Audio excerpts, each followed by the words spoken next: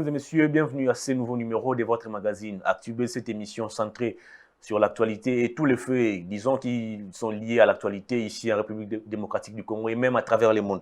Aujourd'hui, on va revenir sur trois principaux sujets. D'abord, cette marche organisée, c'était hier jeudi 24 septembre, ici à Kinshasa, la marche du personnel soignant de la COVID-19 qui accuse 5 mois d'arriérés de salaire, 6 mois pour les autres, une marche qui a été dispersée par la police. On parle même de quelques interpellations des infirmiers. Et on va tenter de décortiquer ces sujets au cours de cette émission. Et puis, on va aussi prendre la question des mouvements citoyens. Qu'est-ce que les mouvements citoyens sont devenus depuis le départ des Kabila? On en parle au cours de cette émission avec la marche qui a été organisée par les mêmes mouvements citoyens. Je cite ici, Loucha et Filimbi, c'était le mercredi 23 septembre, une marche qui visait ou qui avait pour but d'exiger le départ de l'ambassadeur rwandais Vincent Karega. On va aussi aborder au cours de cette émission la question de l'insécurité avec ces mini-sommets reportés de Goma. Pourquoi l'insécurité à l'Est persiste-t-elle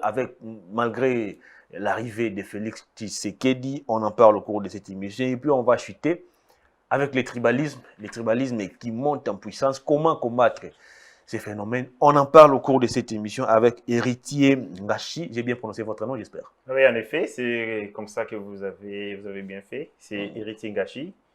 Je suis communicateur de changement, structure qui soutient la vision du président de la République. Hier, j'ai été dans des mouvements citoyens, j'ai migré dans des partis politiques et aujourd'hui, la République nous a appelés à le servir autrement. Donc, vous ne faites plus partie des mouvements citoyens? Non, je ne suis plus des mouvements citoyens. Ça fait maintenant une année. J'ai quitté les mouvements citoyens respectivement ECHA, qui veut dire Engagement citoyen pour le changement. Très bien. Et je suis dans une structure de communication politique qui soutient la vision du président de la République. J'aimerais qu'on puisse commencer par les sujets des mouvements citoyens. Les mouvements citoyens, vous avez, je dirais, bougé les pays vers la fin du mandat de Joseph Kabila. On a vu naître Loucha, Filimbi, Echa, et plusieurs mouvements citoyens, disons.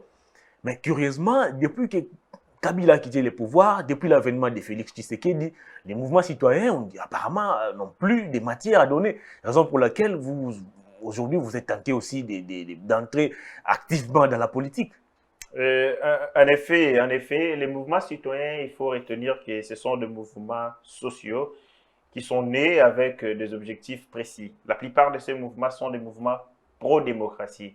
Et donc, ils sont nés pour défendre un idéal, ce qui est la démocratie. La démocratie, c'est un idéal qu'on poursuit, qu'on n'atteint jamais. Et ces mouvements citoyens sont nés dans un contexte à l'approche de la fin du mandat de M. Joseph Kabila, que nous savons tous, et on a senti des tentatives de confiscation du pouvoir. Déjà, nous avons l'événement en date du 15 janvier 2019 avec la loi relative au recensement de la population qui conditionnait la tenue des élections au recensement général de la population. Et donc, nous avons senti à ces moments les velléités dictatoriales, les tentatives de confiscation du pouvoir, alors que nous sommes allés à Sun City pour justement mettre un terme définitif à ces problèmes. Et il y a eu beaucoup de mouvements de jeunes qui, par mimétisme sociologique, notamment en imitant ce qui s'est passé un peu en Afrique de l'Est, au Burkina Faso, ainsi de suite. Les citoyens au Sénégal, il y en a marre. En effet. Il y a une sorte de solidarité de peuple, parce que vous savez que les pays africains ont presque eu l'indépendance de la même manière, par effet contagion. Il y a eu indépendance à gauche, ici à droite, ainsi de suite. Les leaders africains se sont réunis pour combattre la colonisation. Et de même avec la démocratie. Après qu'on ait obtenu cette indépendance, nous avons subi, au lieu de subir la dictature de l'homme blanc, nous avons subi la dictature de l'homme noir, de nos propres concitoyens, qui se sont érigés en, pour certains timoniers, d'autres guides suprêmes, guides éclairés, et ainsi de suite. Et ici, nous avons CCCCO, Kukuendo Azabanga. Et donc, dans ce contexte où nous avons eu une révolution sans évolution, la révolution, c'est-à-dire nous avons mis un terme à la colonisation, mais pas une évolution parce que le processus démocratique a été mis en mal. Voilà pourquoi les mouvements citoyens sont nés dans ce contexte particulier. Il y a eu une sorte de solidarité de peuples africains qui en avaient marre avec cette gestion de la tyrannie et de la dictature. Et ici, précisément, en République démocratique du Congo, les premiers échanges remontent à Massina. C'était en sans-fil, où il y a eu un groupe de jeunes gens du mouvement citoyen Yanamar et ainsi de suite, qui ont organisé, c'était les départs légaux de mouvements citoyens en République démocratique du Congo. Déjà à l'Est, ces mouvements se vivaient, mais n'avaient pas assez d'ampleur dans la partie ouest, ainsi de suite. Il fallait organiser, il fallait former les jeunes pour mettre en branle cette nouvelle donne africaine. Et vous savez si bien, beaucoup de jeunes ont été arrêtés. Beaucoup.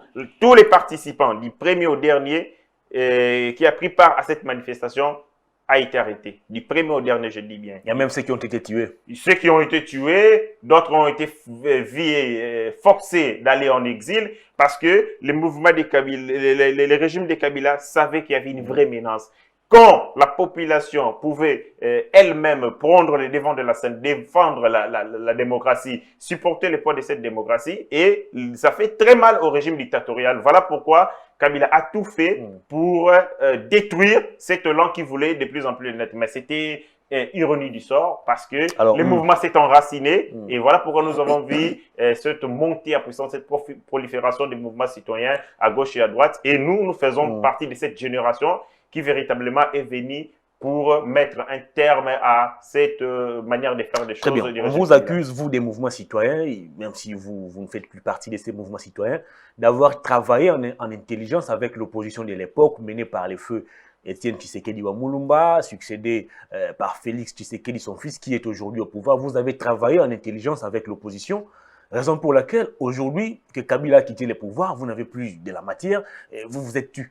Qu'est-ce que vous en dites? Les mouvements citoyens, c'est un mouvement. Les mouvements citoyens sont des mouvements pro-démocratie. Quand on dit démocratie, il dit idéal de vivre. Idéal, on ne l'atteint pas un seul jour. Même vous savez, des pays qui sont très avancés en matière de démocratie, jusqu'à là, il y a toujours des mouvements qui réclament beaucoup de liberté et beaucoup de droits humains, ainsi de suite. Et nous aussi, en République démocratique du Congo, nous sommes nés dans un contexte, comme je vous dis, contexte historique, politique et socio-économique particulier, qui nous demandait de charger les pouvoirs. Nous ne sommes pas nés pour charger les pouvoirs. Ce n'est pas l'objectif. L'objectif, c'est qu'il faut défendre la démocratie, promouvoir la démocratie. Mais il y a ce qu'on appelle la politisation des mouvements sociaux. Le plus grand instrument qui répond aux désidératas du peuple, c'est l'État.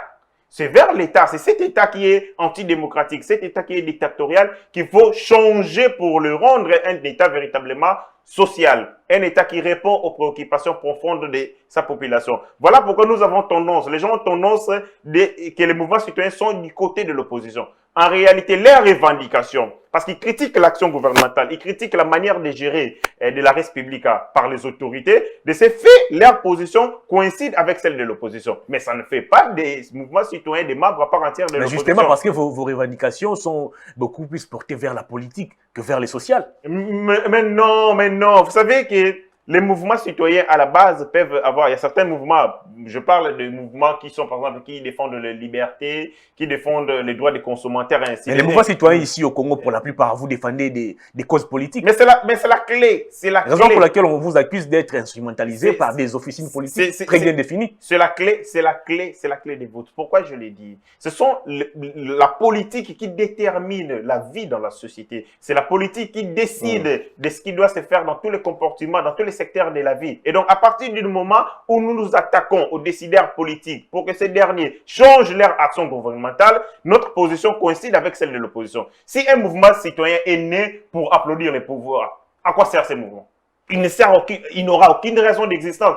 Il sert à revendiquer, à dénoncer ce qui est mauvais dans la société, ce qui dérange la cohésion, ce qui dérange les bien-être de la population. À ces moments, il s'attaque au pouvoir, parce que c'est le pouvoir qui décide, qui détermine la vie dans la société, et les gens ont tendance à confondre le mouvement citoyen de leur proximité avec l'opposition, qui du reste est du point de vue fondamental, qui est la revendication des droits et des libertés fondamentales des citoyens. Donc, à partir de ce moment, nous arrivons, on a fait beaucoup d'actions en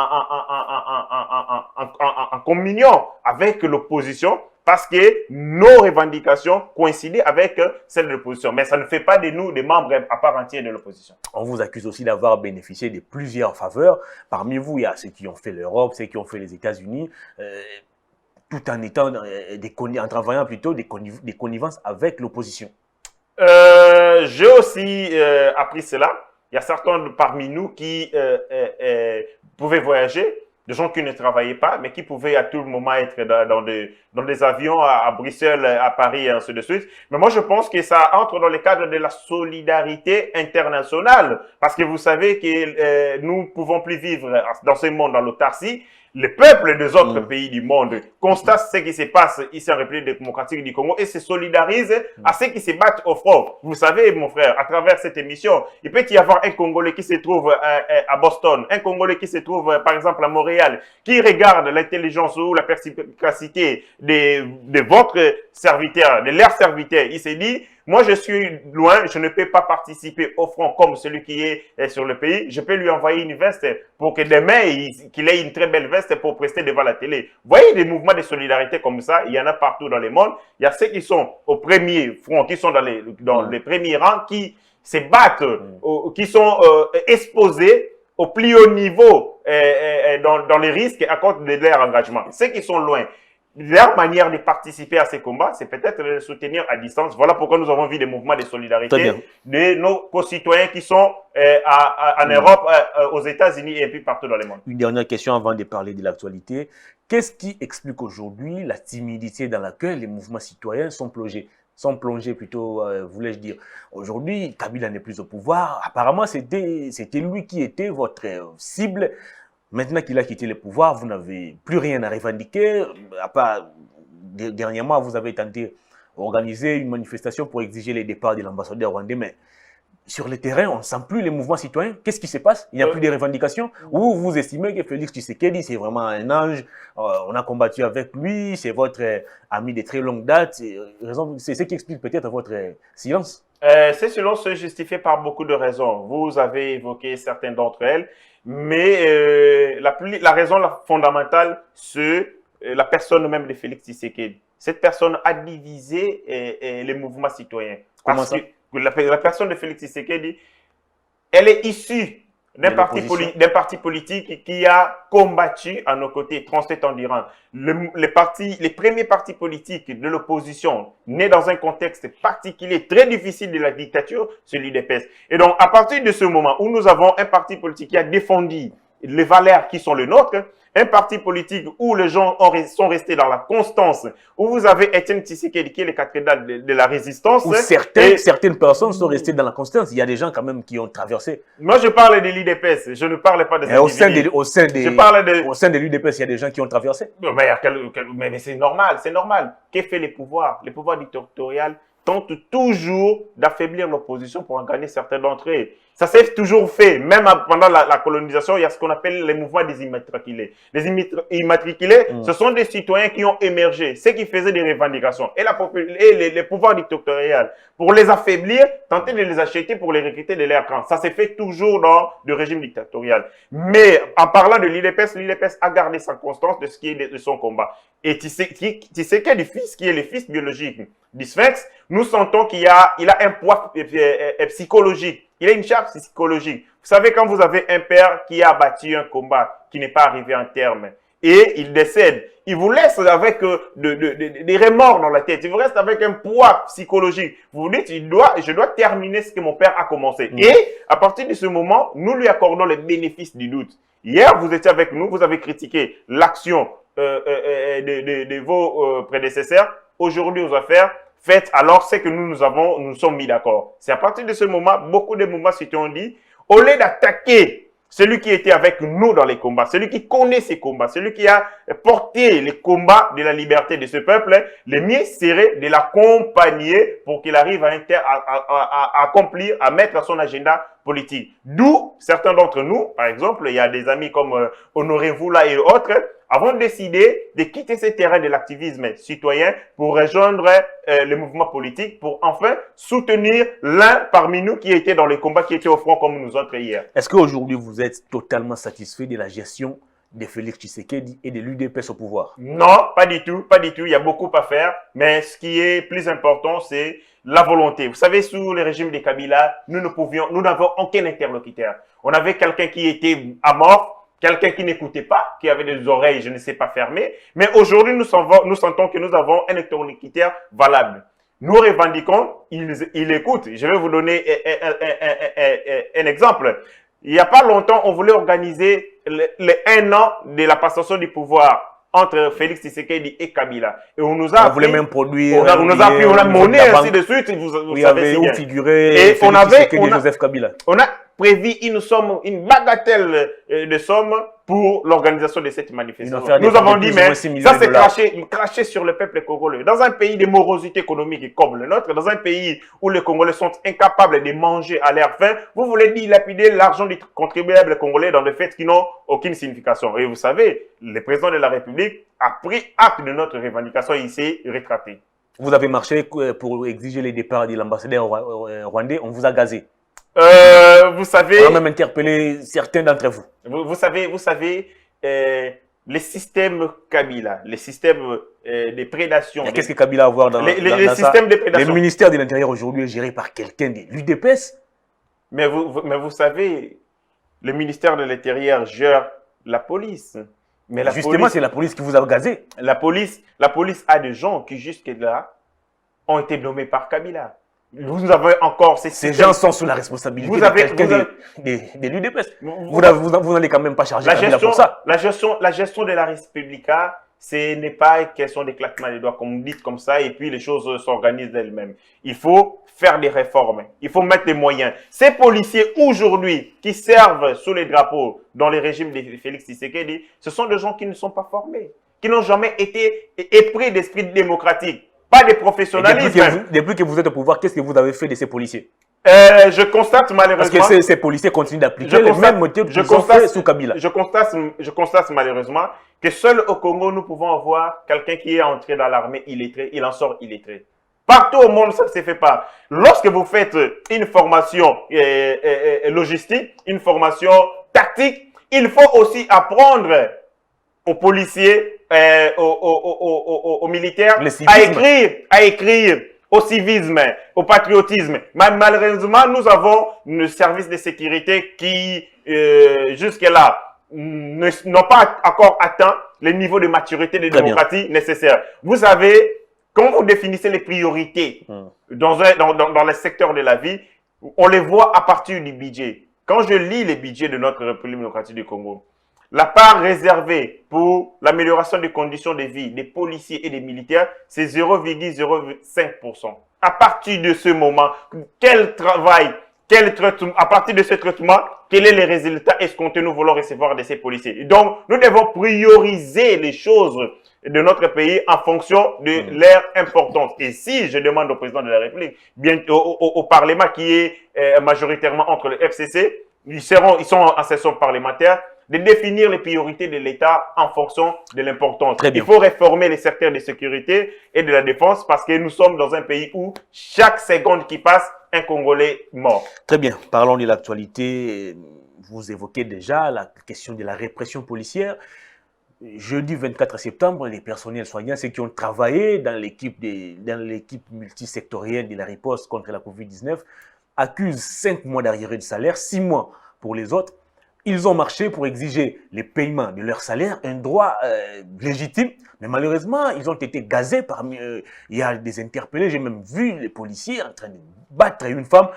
Est-ce qu'aujourd'hui, Félix Tshisekedi, l'UDPS au pouvoir, vous ne reproduisez pas tout ce que Kabila avait fait hier? Vous voyez, quand vous êtes dans la sécurité, dans la gestion des manifestations, même dans des vieilles démocraties, il se passe toujours des dérives. Mais pour définir un État, la démocratie au cœur même de l'État, c'est par rapport aux régimes disciplinaires qui sont mis en place, à la manière où ces malfrats sont pris en charge par l'État.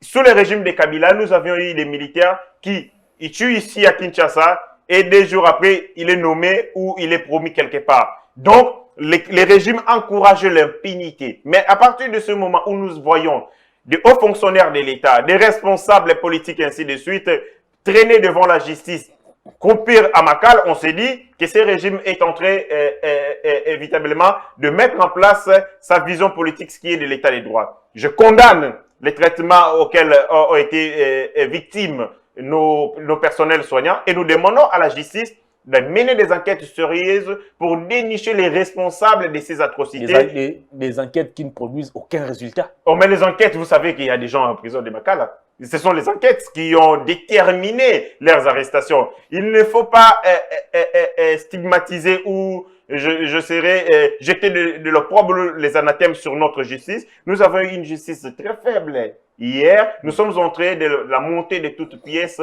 pour la rendre indépendante et véritablement autonome. Et c'est un travail de longue haleine. Nous y êtes et nous sommes en train d'y travailler. Comment on arrive à taper sur quelqu'un qui revendique son droit le plus légitime, qui est son salaire? Comment on arrive à gazer, à taper même les médecins qui nous soignent parce qu'ils revendiquent leur salaire? Comment on arrive à le faire? Je condamne, c'est inhumain, mais ça fait partie de... et en plus de ça, des gens qui manifestent paisiblement, pacifiquement. Ça fait, mais vous savez, il n'y a pas longtemps, on tuait des gens parce que tout simplement, ils avaient des chapelets devant des paroisses. Oui, ça fait partie, justement, ça fait partie du modus operandi de notre police. Moi, j'ai été arrêté plusieurs fois. Vous avez condamné cela quand vous étiez encore dans l'opposition. Aujourd'hui que vous êtes au pouvoir. Qu'est-ce que vous proposez? C'est mettre une justice forte. Quand la justice est forte, ces personnes seront prises en charge par la justice et ils seront découragés. Mais à partir du moment où ces personnes ne sont pas traquées, ne sont pas sanctionnées sévèrement, ces actes se reproduiront. La différence entre les régimes d'hier, même si ces bévires se font remarquer ça et là, mais c'est comment est-ce que nous le prenons en charge? Comment est-ce que nous réagissons face à ces drames? Vous avez par exemple suivi à Lubumbashi où un policier avait tiré sur un étudiant et ce policier a été condamné à mort. Ce sont des pareils actes, des pareilles activités qui découragent des criminels. Ces militaires qui jusque-là étaient la plupart, moi je connais des Koulouna qui ont été recrutés dans l'armée et de la police. Moi, je connais des enfants de la rue. Ils n'ont pas eu le temps d'être recyclés moralement, mentalement et psychologiquement pour leur dire, effectivement, ils sont au service de l'État. Ils doivent arrêter avec leur mauvaise vie. Mais, malheureusement, ce sont des Koulouna qu'on a donné des armes qui sont mal payées et ces gens voulaient les laisser à la vie des populations. C'est normal qu'ils produisent pareil comportement. Donc, il entre dans une problématique globale, celle de la réforme des services de sécurité, de la prise en charge des militaires et de leurs familles, mais aussi de l'encadrement civique et moral des services de sécurité pour les rendre des services de sécurité professionnels véritablement au service du peuple congolais. Alors, qui doit payer ces personnels soignants aujourd'hui? Est-ce le ministère de la Santé ou les ministres Eteni Longondo? Est-ce les docteurs Mouyembe? Est-ce le gouvernement? Parce que j'ai suivi ce matin sur un plateau de télévision quelqu'un de très proche, ou même je dirais les chargés de communication du ministre Eteni, dire que c'est le docteur Mouyembe qui a géré tous les fonds qui étaient destinés au père et tout ce qui est lié au personnel soignant. Alors, qui doit prendre ses responsabilités dans cette affaire d'un paiement de ces personnels soignants? Je vis beaucoup de cacophonie dans la gestion de la COVID-19. Il n'y a pas longtemps, le gouvernement congolais, à travers son premier ministre, avait dit qu'il avait remis 10 millions de dollars à l'équipe de riposte.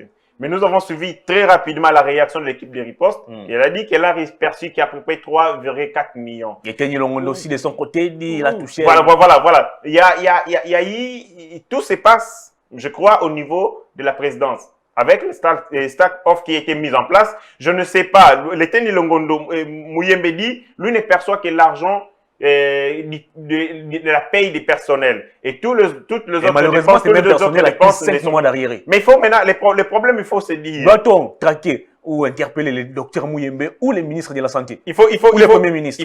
Il faut dénicher à partir d'où les problèmes se posent. Est-ce que le gouvernement a-t-il répondu pleinement ses responsabilités, celle de donner l'argent à l'équipe de riposte, il y a ces moments où nous allons déterminer les responsabilités, si au niveau de l'équipe de riposte ou au niveau du gouvernement.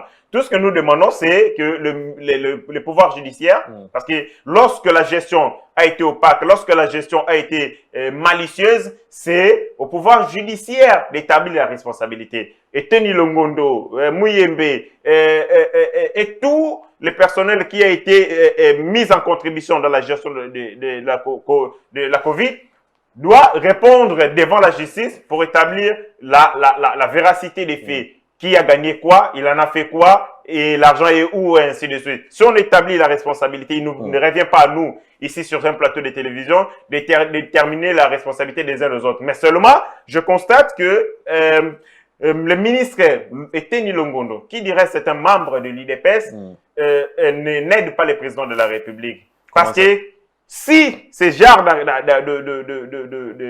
manque ou de vision pouvaient venir d'un membre de l'IFCC, je comprendrais. Mais si ça émane d'un membre du parti au pouvoir, l'IDPS, je suis éclairé. Pourquoi ce dysfonctionnement doit provenir du ministère de la Santé, qui du reste est géré par un membre de l'IDPS? C'est quand même éclairant. Il doit se mettre à la hauteur des attentes de la population, à la hauteur des discours, à la hauteur des combats qu'ils ont toujours prônés, celui du peuple d'abord et non le ventre d'abord. L'inspection générale des finances avait rendu public les conclusions de ces enquêtes. Selon l'inspection générale des finances, il y avait détournement des fonds liés à la riposte contre la COVID-19. Vous allez aussi vous rappeler de cette lettre du vice-ministre de la Santé qui accusait son titulaire auprès du Premier ministre comme quoi il était plongé dans une gestion catastrophique des fonds. Alors finalement, que fait aujourd'hui notre Parlement en rapport avec tout ce qui s'est passé dans la gestion des fonds alloués à la COVID-19? Pour que les parlements soient saisis, d'une dénonciation, il faut que les parquets près de la Cour de cassation, parce que le ministre, saisissent les parlements pour lui demander d'enlever les immunités. Oui, mais les parlements ont aussi cette mission de contrôler les gouvernements. Oui, l'action gouvernementale. Mais le contrôle du Parlement n'est qu'un acte politique. Mais nous sommes dans une action judiciaire. Il faut déterminer l'argent et où. Il faut établir les responsabilités. Il faut arrêter les coupables. C'est les procureurs après de la Cour de cassation qui demandent au Parlement d'enlever les immunités de la personne inculpée, pour que cette dernière réponde devant la justice. Si jusque-là, les procureurs après de la Cour de cassation tardent les pas à se mettre en mouvement, je suis éclairé et je demande ces procureurs. Parce que nous sommes dans un pays où on nous a habitués un peu au théâtre. Quand quelqu'un insulte la première dame ou insulte qui, les procureurs se mettent rapidement en musique, arrête le genre et ainsi de suite. Mais ce sont des dossiers comme ça qui concernent les vies de nos paisibles concitoyens qui sont mis en danger à cause de l'irresponsabilité de nos décideurs politiques, mais aussi à cause de leur cupidité. Et à partir de ce moment, les procureurs doivent se mettre très rapidement au travail pour établir les responsabilités des uns et des autres. Très bien. Parlons de l'insécurité qui persiste dans les Grands Kivu avec ces mini-sommets de Goma reportés, des présidents africains ou des présidents qui étaient invités, qui chacun avance ses raisons, sécurité, Covid-19, là n'est pas notre problème, mais comment mettre fin à l'insécurité dans les Grands Kivu? Quelle est aujourd'hui la responsabilité et de l'Union africaine et des Nations Unies dans ce qui se passe dans la partie est de notre pays? Il faut d'abord retenir que nous les Congolais, nous avons toujours fait partie de ces plans qui a été dessiné par l'ennemi. Quel est ce plan? Créer l'instabilité à l'est de notre pays. Avec notre complicité. La complicité interne existe bien évidemment. Parce qu'il y a ce qu'on appelle une polarisation à cascade. Ces Américains, ces Anglais, ces Canadiens ne viennent pas personnellement ici pour affaiblir notre armée. Ils utilisent leurs bras séquilés. Leurs bras séquilés sont des décideurs politiques, sont dans l'armée et puis sont au niveau des pays de la sous-région qui mettent l'instabilité à l'est de notre pays et pour qu'ils pillent les richesses de notre pays sans vergogne ni honte aucune. Et donc, à partir de ce moment, nous devions d'abord, le président de la République a beaucoup utilisé une approche diplomatique, qui semble échouer d'ailleurs. Qui ne semble pas, il faut les dire. Mais les mini-sommets de Goma, Les mini-sommets de Goma On en a fait beaucoup avant lui. Et les résultats, non. Au niveau de la sous-région, même au niveau de l'Union africaine. Ça n'a produit aucun résultat. Sous le régime de Kabila, avez-vous vu un sommet convoqué? Vous allez vous rappeler. Vous avez vu un sommet convoqué par le régime Kabila? Alors vous allez vous rappeler de la conférence Amman qui s'est tenue, je crois, en 2009 ou 2010. Écoutez, aujourd'hui, nous avons Félix Tshisekedi qui n'a jamais pris part ou qui n'a jamais pris plaisir dans tout ce qui se passe à l'est de notre pays. Il a de distance. Vous ne pouvez pas combattre quelque chose à partir du moment où vous en tirez des intérêts. Ici, dans notre pays, nous avons des généraux qui distribuent 15 000 $, 5 000 $ aux joueurs, aux musiciens. Où tirent-ils de l'argent? Nous savons combien payer un général. Mais ces gens profitent de ce climat d'insécurité à l'est de notre pays pour se rendre riches. Le président de la République a appelé ses amis de la sous-région avec un rapport. Il n'est pas venu leur parler en l'air. Il y a les rapports mapping qui a été publié tout récemment. Le président de la République voulait leur mettre devant un fait accompli. Voilà pourquoi ils ont fui. Le président Kagame a dit qu'il ne pourrait pas venir à cause de la Covid. Mais nous l'avons vu au Tanzanie. Qu'est-ce qu'il est allé faire? Est-ce qu'en Tanzanie, il n'y a pas de Covid? Ils ne se supportent pas aussi entre eux. Le Burundi qui récuse les Rwandais, l'Ouganda aussi. Et c'est un problème de leadership. Vous savez que Kagame joue le rôle pratiquement que jouait Mobutu à l'époque. Mobutu jouait un rôle très important pour les Américains, celui de limiter les assauts des communistes vers l'Afrique de l'Ouest. Et Kagame joue un rôle très important. C'est un pays avalanche hégémonique qui est à côté d'un pays immensement riche. Pour que ces gens prennent des minéraux sans restriction, ils doivent utiliser des pays voisins. Et ces pays voisins mettent de l'instabilité. Et quand, à partir de cette stabilité, les affaires se font. Vous avez entendu ce qu'on appelle les minéraux du sang. Pourquoi le monde continue à acheter les minéraux du sang? Le président de la République, lors du 77e Assemblée extraordinaire des Nations Unies, en a même parlé. Pourquoi le monde continue à acheter les minéraux du sang? Les minéraux du sang sont les motivations pour lesquelles la guerre à l'est de notre pays ne finira jamais. Tant que ces groupes armés sont alimentés à cause de nos richesses, lorsqu'ils peuvent vendre nos minéraux facilement, ils se procurent. Il y a une motivation de ne pas arrêter avec la guerre. Ils peuvent se payer des armes, ils peuvent motiver leurs troupes et à partir de ce moment, la guerre à l'est de notre pays ne prendra jamais fin. Ainsi, nous demandons au président de la République de mettre très rapidement tout ce qu'il nous a promis pendant la campagne électorale. Installer son installer l'état-major à Bédi, réformer l'armée. Voilà pourquoi lorsque le président a fait des mises en place au niveau de l'armée, ça n'a pas plu. Ça n'a pas plu aux ennemis de la nation. Parce qu'ils savaient, avec les nouvelles nominations mises en place, nous connaîtrons véritablement ce qui se passe à l'Est. Nous avons des généraux qui se sont familiarisés avec des milliers, qui sont devenus eux-mêmes les gens de Shida, qui gèrent les carrés miniers. Ces gens-là ont fait des années à l'est de notre pays. Ils n'ont aucun souci de résoudre la question de l'insécurité à l'est parce qu'ils s'enrichissent derrière cet événement désastreux, catastrophique qui met mort d'homme et insécurité à l'est de notre pays. Alors aujourd'hui, il est connu de tous que nos agresseurs principaux sont les Rwandais, l'Ouganda et les Burundi. Mais comment Joseph Kabila, Félix Tshisekedi, les deux, dans leur discours aux Nations Unies, n'arrivent jamais à citer nommément ces trois pays. Ça, c'est de un. Et puis, comment la République démocratique du Congo, comme État, jusqu'à ce jour, n'a jamais saisi les instances judiciaires internationales pour porter plainte contre les Rwandais, l'Ouganda et les Burundi? La guerre à l'Est, c'est la guerre que le monde nous fait. Ce n'est pas la guerre du Rwanda et du Burundi. Oui, mais ce qui nous attaque. C'est le monde. C'est le monde qui nous fait la guerre à travers ces trois pays. Mais justement, pourquoi ne pas saisir la justice contre ces trois pays? Le président de la première démarche, nous devons être forts. Vous savez que... on n'est pas fort?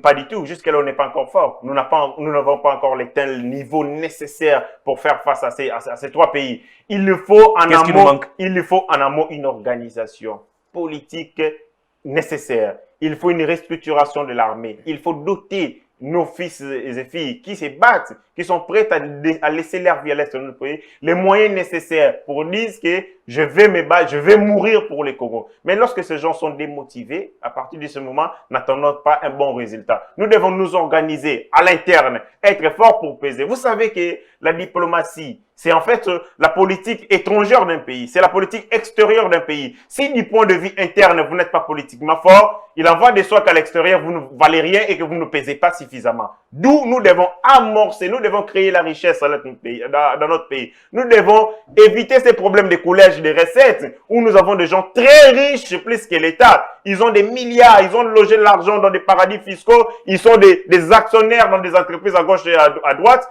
Donc, ces gens-là ont mis en place un système assis sur la gabegie financière, mais aussi la kleptocratie. Donc, le président Félix Tshisekedi est en train de combattre ces antivaleurs pour justement doter les pays de l'argent nécessaire. Faire la guerre suppose des moyens, et ces moyens, nous n'en avons pas encore. Je vous ai parlé de ce qui était comme échantillon de l'action militaire et sécuritaire dans notre pays. Quand vous donnez 0,05% aux militaires, mais nous n'attendons pas des bons résultats. Nous devons doter de l'armée de moyens nécessaires. Nous devons la recycler, la rendre forte. Vous savez que le régime de Kabila nous a habitués avec un concept.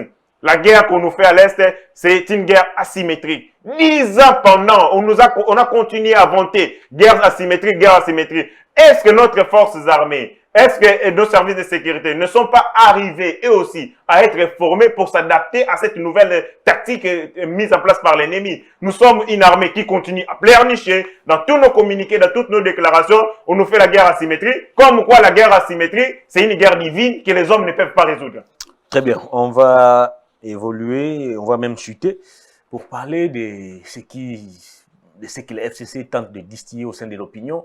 Retour de Kabila en 2023. Est-ce qu'aujourd'hui, notre constitution, est-ce qu'aujourd'hui, nos lois permettent-elles à Joseph Kabila de briguer encore un autre mandat comme président de la République? Je me demande si les gens du FCC, vous savez, lorsqu'on veut vous initier dans la sorcellerie, la première des choses, c'est qu'on vous enlève le cœur humain et on vous met un cœur je dirais, des esprits pour que vous perdiez, je dirais, la compassion, la pitié vis-à-vis de vos frères. C'est exactement ce qui se passe au FCC. Je ne me demande si ces gens ont un cœur humain ou un cœur de démon. Ce sont des intellectuels qui réfléchissent à haute voix. Des intellectuels qui, vous savez, lorsque vous... Parmi eux, il y a des juristes, il y a des professeurs d'université. La science sans conscience n'est que ruine de l'âme. Ces gens sont devenus comme des mannequins scientifiques qui mettent les habits qui plaisent à leur autorité morale. Il vient avec une veste et il dit est-ce que ça va comme ça? L'autorité dit non, pas, ça va changer. Ils produisent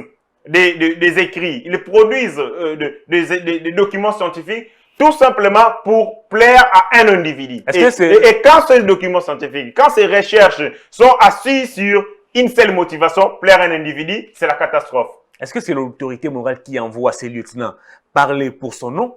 Ou ces gens les font à titre personnel? Mais nous sommes dans le FCC géré sur base de la dictature. Vous savez, vous pouvez voir Kabila tolérer des bêtises passées dans l'opinion qui ne le réconfortent pas ou qui ne lui sont pas favorables. Pas du tout. Il nous habitue avec ça. Cette guerre. On a vu King qui chantait ici pendant longtemps. Kabila Totonio, Kabila n'avait jamais je me souviens à un certain moment, il y avait une guerre entre, je crois, le Modeste Moutinga, je crois, et Mende au sujet d'un écrit, ainsi de suite. Ils ont fait leur coup de gueule à gauche et à droite. Lorsque l'autorité morale, parce qu'il les a appelés, ils les appellent comme des petits enfants. Quand il les a appelés pour leur dire, taisez-vous, arrêtez ces débats, ils se sont tus. Là-bas, personne n'y réfléchit. Ils viennent tout simplement pour l'applaudir, pour lui dire que vous êtes les timoniers, les guides éclairés. À part vous, il n'y a personne. Vous savez, il n'y a pas longtemps, le professeur Mkiki Moulumba, qui a rejoint malheureusement les caches ici. Il est avec vous aujourd'hui. Mais vous savez nous laissons le flair et le flair tendre et le flair sauvage. On ne sera pas aussi étonné que demain ou après-demain, que Fachi puisse bombarder aussi Kinke Moulumba comme, je ne sais pas moi, ministre ou PDG quelque part. Je ne pense pas. Je ne pense pas. Je ne pense pas. Il y a beaucoup. C'est votre allié. Il y a votre beaucoup. partenaire. Je ne pense pas. Il y a beaucoup d'intelligence au sein de l'UDPS et d'autres partis alliés, de gens qui ont fait montre d'une certaine constance dans les combats politiques, qui jusque-là ne sont pas encore servis. Je ne pense pas. Je ne vois pas Félix prendre Kike Moulumba, qui a quitté les trains juste proche de la gare pour rejoindre les caches, tout simplement pour des raisons de motivation politique égoïste. Ils savaient qu'ils allaient chavirer. Il n'avait pas un lendemain. Il s'est dit qu'il fallait traverser l'autre camp. Je ne vois pas Félix les bombarder. Alors aujourd'hui, si on doit être pragmatique, ne voyez-vous pas aujourd'hui les FCC tenter de mettre en place cette stratégie ou sa stratégie qui consiste à faire revenir Kabila au pouvoir? Vous avez déjà suivi Alphonse Ngoï Kassanji qui évoque déjà les changements du mode des scrutins. On doit aller maintenant au suffrage universel indirect. Avec la majorité que les FCC comptent au Parlement, est-ce que tout n'est pas aujourd'hui permis, ou tout n'est pas acquis à cause de au niveau du communicateur du changement, nous avons suggéré au président de la République, et puis je réitère notre appel, qu'il applique ce que les Congolais lui demandent, dissoudre les parlements. Parce que ces parlements... Oui, mais est-ce que... Ces parlements... Dissoudre les parlements, mais est-ce qu'on a des moyens pour organiser d'autres élections? Non, les moyens c'est créé. Les moyens c'est créé. Nous, si on n'en a pas... On peine, si on n'en a pas... Si on n'a pas les moyens, nous allons faire appel. Oui, on a... à l'aide extérieure et on nous viendra au secours. On nous a promis un budget de 10 milliards aujourd'hui. On peine pour mobiliser ne fût-ce que 5 milliards. Écoutez, monsieur. Le président de la République, compte tenu de sa vision politique, s'est dit que le Congo méritait mieux que ça. Pas ces petits budgets du régime de Kabila incapable de mobiliser 5 milliards depuis qu'il est au pouvoir en République démocratique du Congo. Le président de la République a dit qu'on pouvait faire mieux que ça. Ça, c'est une volonté politique. Mais lorsqu'il est entré aux affaires, il a regardé le système qui est mis en place. Depuis toujours, nous avons un problème d'une justice faible. Nous avons le problème de coulage des recettes. Vous avez le problème de détournement. Vous avez le problème des fausses exonérations. Des exonérations qui coûtent des milliards de dollars à la République démocratique du Congo. Vous avez ces problèmes de la gestion opaque, manque de transparence dans la gestion. Vous avez tout récemment les rapports de l'ODEP concernant monsieur Makila, ou 9 millions de dollars. Makila qui a porté aussi une plainte contre... Non, ça c'est une fuite en avant. Il a peur, voilà pourquoi il fait ça. Mais il sera rattrapé parce que l'ODEP ne se sent pas menacé à continuer de produire des documents pour attester les vols et les détournements mis en place par José Makila. Donc nous avons une économie essentiellement entre les mains des individus où les gens confondent la poche de l'État et leur poche individuelle. C'est à partir de ce moment, c'est difficile de mobiliser assez d'argent et comme le président de la République l'a souhaité. D'où il faut redresser la justice. Vous savez que l'IGF existait depuis le régime de Kabila. Mais il faisait quoi? L'IGF est sorti du centre avec le régime de Félix Tshisekedi. Il faut actionner davantage ces structures qui doivent contrôler la gestion de la res publica pour que l'argent qui partait dans les poches des individus revienne effectivement à l'État congolais. L'émission est terminée, on a débordé de plusieurs ministres, on ne saura pas développer les dossiers du tribalisme. Mais c'est important, c'est très important. On a largement débordé, on nous fait déjà signe qu'on a débordé malheureusement. Alors en une minute, qu'est-ce que vous pouvez dire aujourd'hui concernant le tribalisme qui prend de plus en plus de l'ampleur? Je pense que le tribalisme est une bêtise humaine. Le tribalisme ne confère, la tribu ne confère aucune compétence à un individu. Je n'ai jamais vu quelqu'un être très intelligent parce qu'il est Mukongo ou parce qu'il est Moulouba. Les gens sont intelligents, ont des compétences parce qu'ils sont formés. Lorsqu'ils sont formés, ils peuvent relever les défis dans la société. Il est impossible que les gens s'accrochent à leur tribu parce que tout simplement nous sommes une nation. Qui veut dire nation? C'est cette mosaïque de tribus. Nous devons vivre dans l'unité. Nous devons éviter les démons de la division qui bloquent le développement et qui ne nous permet pas d'avancer. Nous devons nous tous nous considérer comme frères et sœurs, fils d'une même mère qui est le Congo. Très bien. Héritier Ngachi, l'émission est terminée. Alors en 10 secondes, vous allez regarder la caméra. Si possible, vous allez passer vos coordonnées à tous ceux qui voudront poursuivre les débats avec vous. Pour les coordonnées, vous pouvez me voir sur Twitter, Héritier Ngachi. Facebook également Héritier Ngachi. Pour ce qui est des WhatsApp, j'utilise les 082. Pour ceux qui sont à l'étranger, plus 243 82 37 15 753. Plus 243 82 37 15 753. Que Dieu bénisse les Congo. Héritier Ngachi, merci de votre passage. Merci, c'est moi qui vous remercie. Fin de cette émission qui a connu la participation technique de Homo, Némi, Badjo, Michel-Ange, même si il n'attend que l'appel de Lemba pour... L'émission est terminée. Merci également à vous pour votre sympathique attention. Au revoir d'ici là. Portez-vous bien.